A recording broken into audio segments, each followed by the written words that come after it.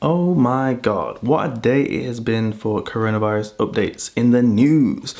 Hello everyone, welcome back to the channel. It is the, what date? It is the 6th of February 2020 and I am here today to talk to you a little bit about the coronavirus and how and if it's affecting me in Beijing. So the first point is it's not affecting me too much so far. I say so far. Once again, I've seen so many videos on the internet, ones that are only available outside of China and ones that are only available inside of China. And it seems like the entire world is so confused about this, including myself. So I'm not claiming to know all the facts, but I do have some little snippets of information. The first thing, yesterday I said that there was going to be a new case of the coronavirus in the UK, and I was right.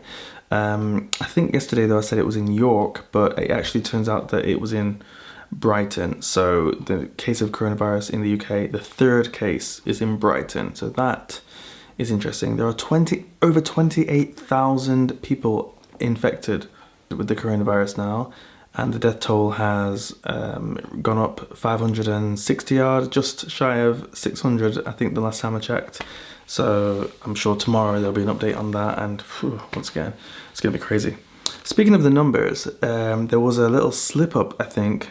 Tencent, I think it's the second or the first or whatever, one of the biggest media companies in China, they updated the figures, and they updated the figures to some wild numbers, which I'll put on the screen. And there's rumors going around as to whether that was a deliberate thing, like a whistleblower maybe trying to share the real facts, or whether they have two sets of numbers. One is the official set and one is the set that they should release to the public, or whether it was somehow a mistake that they made 3 times, updating all the individual rows of deaths, suspected, infected, and like it just seems a little bit 3 times to make mistakes with like different numbers and everything in the different categories. It feels like they must have got those numbers from somewhere.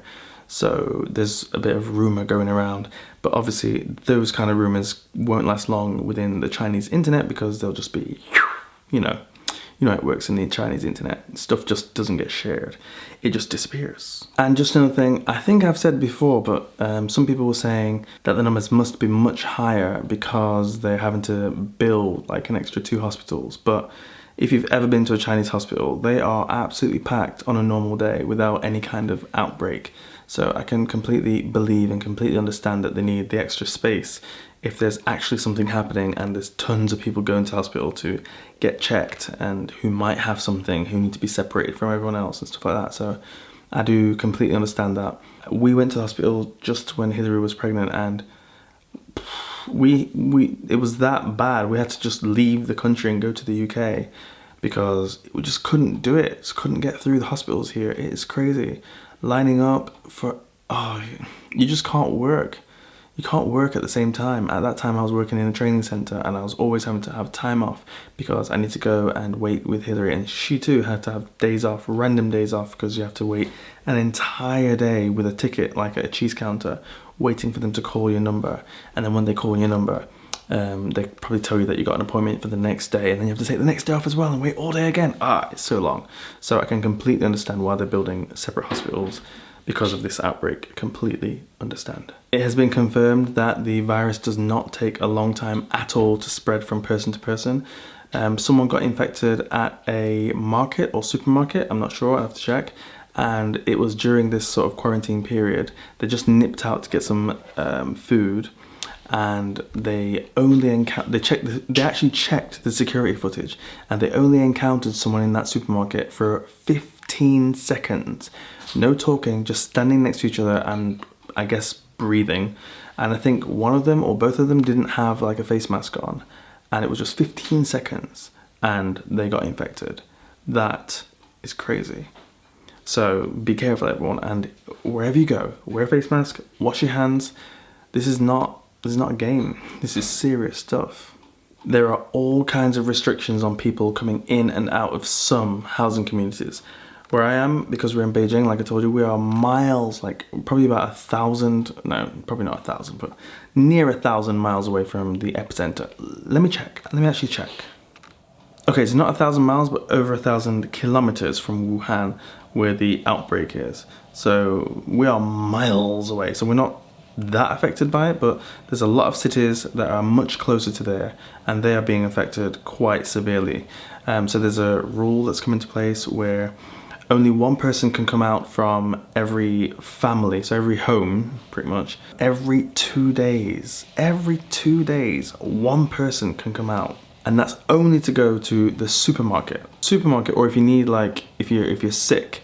Supermarket if you're sick, and if you are a key worker, so like working in the factories making the face masks, or if you're a doctor, a nurse, like that. Just the key workers and supermarkets, and if you're sick, that's it. Otherwise, you can't come out your house. It's crazy. And when you do come out, they are checking your ID card, giving you a temperature check, and giving you a permit. So a piece of paper with like a permit to say that you're allowed out. So if you get stopped while you're in the city, you've got the permit and you're saying you're on your way to or from the supermarket. And at that point, they could also do another random temperature check to see if you have a fever. It's getting a little crazy. And of course, when you get to the supermarket, you get another temperature check. And when you get back to your housing community, your apartment complex, another temperature check before you're allowed back in. It's crazy. There's been the suggestion that people should work from home, and a lot of companies are trying that. But you know, with everyone being home, there's a lot of people here that are living in a home with 3 generations of a family. So, for example, the grandparents, the parents, and the little child, or the young child, whatever. And it's not practical to work from home for certain jobs, because that kind of atmosphere is not... You can't, it's not very productive. You're always being asked if you want to eat something, helping up to clean up, wash up the stuff, and I think it's not very practical to have everyone at home when you're working from home. I don't know how you feel about that, but if I'm working from home, I don't want anyone else to be around, because otherwise I'm not going to get much work done. And just quickly, I want to talk about the economic effects, because I think this is going to be absolutely huge for China in a negative way, because so many people and so many companies, you know, yesterday I talked about my friend who was asked to sign a document to say that she's asking for time off, when actually she's not. She has to have time off because the government says no one can work. But she had to sign a document asking for time off and asking for just 1/3 of her salary. And she works in quite a respectable company.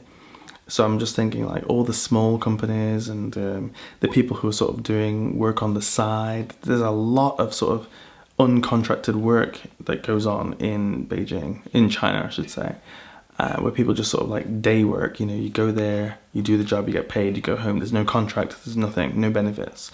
And there's a lot of those people who also can't work. And it's just going to be crazy. What happens to the people who can't pay rent?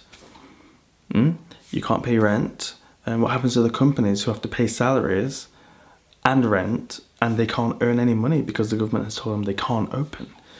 Oh, I don't know. It's crazy. I don't believe that every single company and everyone is going to be fine for like a month or two with no income, but they still have expenses.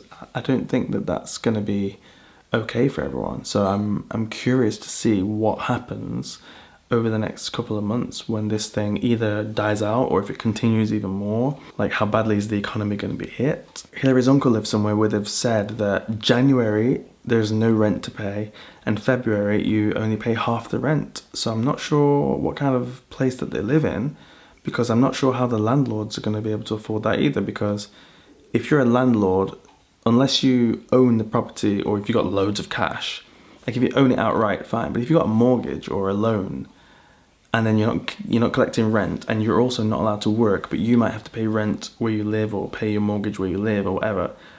I just don't understand how the cycle of money is gonna. I just don't understand how they're gonna do it. Imagine if this happened where you are. Like, what do you think would happen to your company? What do you think would happen to your living situation? Could you afford to do that? Like, have a month with just 1/3 of your pay, and maybe still have to pay your rent and pay your bills? Oh, I don't know. I'm going to be really interested to find out what happens over the next few months, and we're going to find out together. So stay tuned, right? And the latest thing that happened is the doctor who first broke the story, the one that got arrested for spreading rumors, spreading lies, when he first found out about this in December, early December, he's died. He got the coronavirus it must have been back in December, and he's just died today. So, wow. That's a long time though, isn't it? Because we're already seeing deaths. So these deaths that are happening now, they must be from December infections. If this guy got it in December. So we're not even seeing the deaths from January, February, which is crazy. Maybe I should leave. Anyway, that's all for today. I'm gonna leave it there before I get depressed. If you have any stories or if you've heard anything, you want to let me know. If I've said anything wrong in the video, let me know as well, because you know, these things are, I'm getting all these snippets of information from random videos, news here, news there, and people that are telling me stuff. So maybe none of it's true. Maybe it's all true, I don't know. But yeah, if you know anything that you can confirm from my video, let me know in the comments down below, and I'll see you next time. Don't forget to like and subscribe. And fingers crossed this coronavirus just disappears somehow, magically. Think of a cure, someone. Think of a cure. And give it to all of us. Give it to me. Or just buy me a plane ticket to go home. And then give me a good job. And Hillary too. And a house. Because these are the things we have to think about if we're going to just leave here right now. So, yeah. Alright, anyway, what am I talking about? Goodbye. See ya.